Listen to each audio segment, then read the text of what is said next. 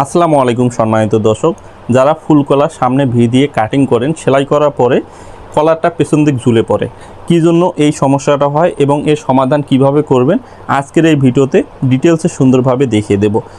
এখন আমরা 40 সাইজের এখানে কামিজটা কাটিং করব। আপনারা যে কোনো সাইজের এই সূত্র অনুযায়ী কাটিং করে নেবেন। সম্মানিত দর্শক, আপনাদের সহজ করে বোঝানোর জন্য আমি কাপড়টা আগেই ভাঁজ করে নিয়েছি। এখানে দুইটা পার্ট নিয়েছি, একটা হচ্ছে পেছন পার্ট, একটা হচ্ছে সামনা পার্টের জন্য। তো 40 ইঞ্চি বডির জন্য এখানে গলা চওড়াটা দিতে হবে 3 ইঞ্চি। হ্যাঁ, তো আমি 3 ইঞ্চিতে একটা দাগ দিয়ে দিলাম। এরপরে পুটটা রাখতে হবে 8 ইঞ্চি। নর্মালি আমরা 40 ইঞ্চি বডিতে 7 ইঞ্চি রাখি, কিন্তু কলার হলে 1 ইঞ্চি বাড়িয়ে দিতে হবে। হ্যাঁ, টোটালে আমরা দিলাম 8 ইঞ্চি। এখন লক্ষ্য করেন, এখানে 1 ইঞ্চি আমাদের পেছন পার্টের জন্য বাতিয়ে দিতে হবে, সেজন্য 1 ইঞ্চি নিচে এভাবে একটা মার্জিন দিয়ে নেবেন।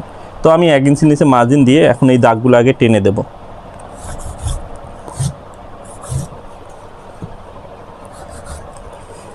তো উপর পার্ট থেকে এভাবে আগে 1 ইঞ্চি কাপড় কাটিং করে নেবেন, মানে পেছন পার্টটা আমাদের 1 ইঞ্চি বাড়তি রাখতে হবে, তাহলে আপনার কলারটা পেছন দিকে আর ঝুলে পড়তে হবে না। আরও এখানে কাটিংয়ের কিছু নিয়ম আছে, সেটা এখন বুঝিয়ে দেব। তো লক্ষ্য করেন, আমাদের পুটটা হলো 8 ইঞ্চি। এরপর আমরা এই দাগ থেকে ধরে 7 ইঞ্চিতে আমাদের বডি লাইনের মাপটা দিয়ে দেব, মানে বগলের দাগ দিয়ে দেব। তো বগলের দাগটা ওইভাবে সুন্দর করে টেনে দিতে হবে। তারপরে এখান থেকে কমর দেব 14.5, হিপ লাইন দেব 21 ইঞ্চি। তো কমর, হিপ এবং নিচের হিসাবগুলো বুঝিয়ে দেব না, শুধু আপনাদের পুট গলা এই বিষয়টা সুন্দর করে বুঝিয়ে দেব, যাতে আপনাদের কলারের হিসাবটা আপনারা বুঝতে পারেন। এরপর লক্ষ্য করেন, এখানে আমরা পুট দিয়েছি 8 ইঞ্চি, এখানেও 8 ইঞ্চি দিয়ে দিলাম। দেওয়ার পরে এখানে বডি লাইনে মাপটা দেব। বডি কত? 40, 4.10-40। এই দাগটা মিলিয়ে দিলাম। হ্যাঁ, দেওয়ার পরে এই যে বগলের দাগটা মিলিয়ে দিলাম। এখন সামনা পাটে এভাবে 1/2 ইঞ্চি আপনারা শোল্ডার ডাউন দিয়ে দিবেন। এই জিনিসগুলো ভালো করে লক্ষ্য করেন। এই সামনা পাটে এখানে 1/2 ইঞ্চি আমরা শোল্ডার ডাউন দিয়ে নিলাম। তারপরে আমাদের এই বগলের শেপটা কাটিং করে নিলাম।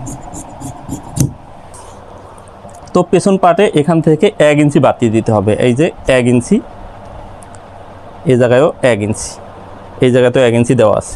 তো পেছন পাটেও এখানে 1/2 ইঞ্চির মতো শোল্ডার ডাউন দিতে হবে। তারপরে সামনা পাটে অবশ্যই আপনার তালপাট কাটিং করে নিতে হবে। তো এভাবে সামনা পাটের তালপাটটা কাটিং করে নেবেন। হ্যাঁ, এরপর সম্মানিত ভিউয়ার্স লক্ষ্য করেন, এখানে গলা চওড়া দিয়েছি 3 ইঞ্চি। এই উপর থেকে ধরে 3 ইঞ্চি 2 পয়েন্টে এভাবে একটা দাগ দেবো আমাদের কলারের রাউন্ডে। হ্যাঁ, তো এই রাউন্ডে এভাবে সুন্দর করে দিয়ে নিতে হবে।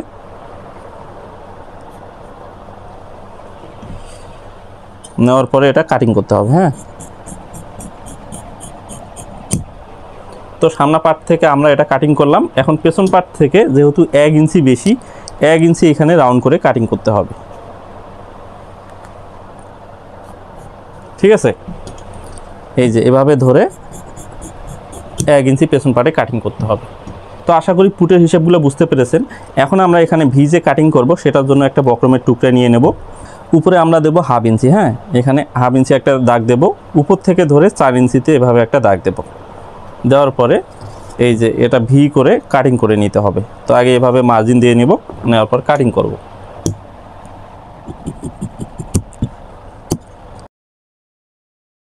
তো আমাদের ভি শেপটা কাটিং করা হয়ে গেল।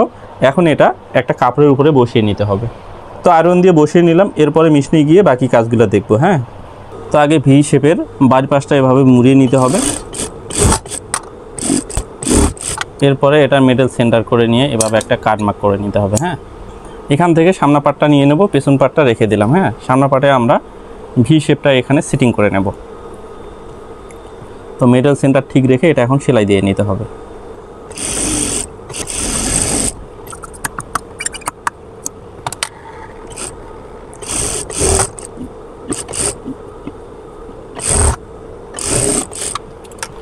তো ভি শেপটা এভাবে সুন্দর করে বানিয়ে নিয়ে এই ভি শেপ দিয়ে একটা পাইপিং করে দেব, তাহলে দেখতে ভালো লাগবে।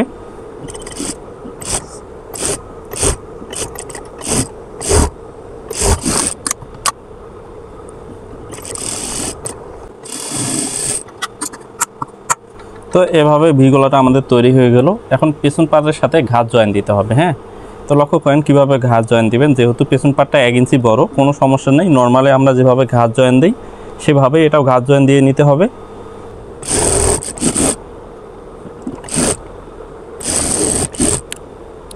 তো ঘাত জয়েন দেওয়ার পরে এখন আমাদের এখানে কলারটা মেপে দেখতে হবে কত ইঞ্চি কলার কাটিং করতে হবে। হ্যাঁ, সেজন্য এটা এভাবে ডাবল করে নিতে হবে। তো কলারের মাপটা কিভাবে বের করবেন, এই যে এভাবে সুন্দর করে বিছিয়ে নেওয়ার পরে আপনার ইঞ্চি ফিতাটা নিতে হবে।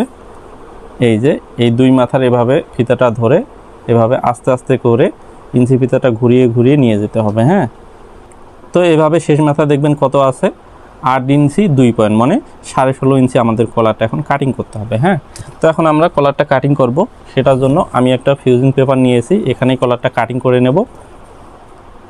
এটা এভাবে ডাবল করে নিলাম। এটা লম্বাটা নিয়েছি 8 ইঞ্চি, চওড়াটা নিয়েছি 5 ইঞ্চি। তো আমরা গলা যখন কাটিং করছিলাম গলা চওড়া দিয়েছিলাম 3 ইঞ্চি, সেম এখানেও 3 ইঞ্চি একটা মাপ দিতে হবে। হ্যাঁ, তারপরে এভাবে নিচে একটা সোজা মার্জিন দিয়ে নিতে হবে।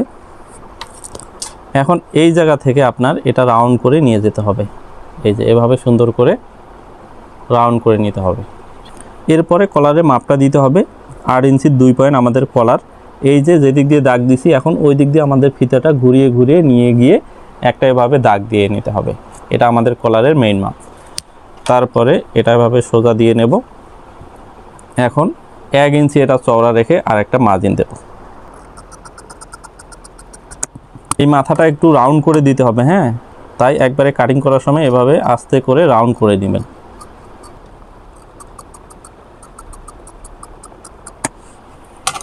তো আমার দাগটা একটু 19-20 হয়ে গিয়েছিল, তাই কাটিং করার সময় আমি কিন্তু এটা সুন্দর করে ঠিক করে নিয়েছি। তো এভাবে আয়রন দিয়ে বসিয়ে নিয়েছি। এরপরে এই পাশটা এভাবে মুড়িয়ে দিয়ে একটা সেলাই দিয়ে দেবো 1 ফিট বাদে। তারপর আর একটা কাপড় নিতে হবে, নেওয়ার পরে কলারটা আমাদের উল্টিয়ে নিতে হবে সেলাই দিয়ে।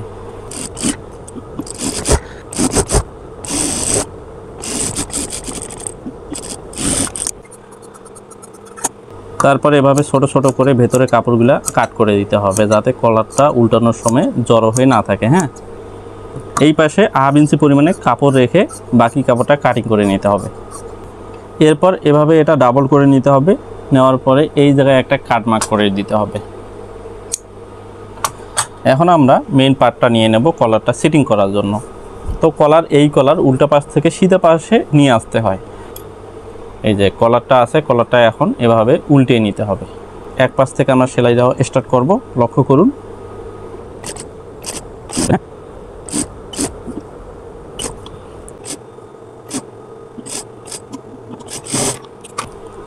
এখন কলারের মুখ দিয়ে চাপ সেলাই দিতে হবে। তো সিধা পাশ করে নিলাম, লক্ষ্য করেন। এই যে